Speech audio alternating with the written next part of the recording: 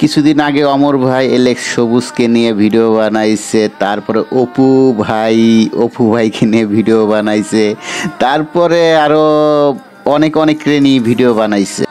আর লাইলা মামুন তাদেরকে নিয়েও ভিডিও বানাইছে, বহুত মানুষকে নিয়ে আপনি ভিডিও বানাইছেন। আসলে আপনার এরকম আমরা কখনো চাইনি। আপনার ভিডিওগুলো আমার ভালো লাগে, বাট কিন্তু আপনি এইরকম মানুষের পিছে কেন পড়ে থাকেন? আপনি এক একজনকে নিয়ে ভিডিও বানানো শুরু করছেন। এখন বিল্লাল ভাইকে নিয়ে আপনি ভিডিও বানাইতেছেন। বিল্লাল ভাই আপনাকে নিয়ে কিন্তু কখনো ভিডিও বানায় নাই, এবং সে কাউকে নিয়ে ভিডিও বানায় নাই। আপনি এত ভিডিও করার পরও কি এত স্বার্থটা পান আপনি বলেন? ভাই নিজের যে ভিডিওগুলা করার সেগুলোই আপনি করেন।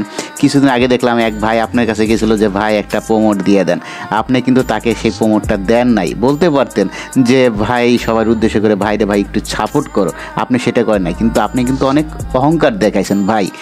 একটা কথা কি অমর ভাই বলবো কি, যে অহংকার কিন্তু পতনের মূল।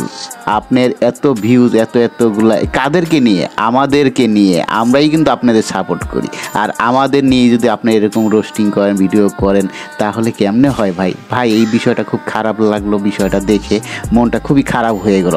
আপনার এত ফলোয়ার কারা? আমরাই কিন্তু। আমরা চাইলে আপনাদেরকে উঠাইতে পারি, আবার আমরা চাইলেই কিন্তু আপনাদেরকে নামাইতে পারি। তবে আমরা চাই না যে সবাই নাইমা যাক, তবে চাই সবাই উঠুক। সবারই মনের একটা ইচ্ছা থাকে, যার যার ইচ্ছা আলাদা আলাদা। তবে আপনি আপনার মতো করে ভিডিও বানান, বিল্লাল ভাই তার মতো করে ভিডিও বানায়। কিন্তু আপনি বিল্লাল ভাইয়ের পিছনে, এর পিছনে, ওর পিছনে কেন ভাই? এত মানুষের পিছে কেন পড়ে থাকেন ভাই?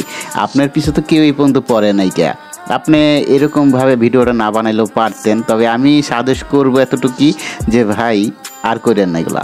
এই জায়গাটা আনন্দের জায়গায়, সবাই আমার আনন্দ করতে আসে, আমিও চাই আপনি আনন্দ করেন ভাই, এরকম করেন না।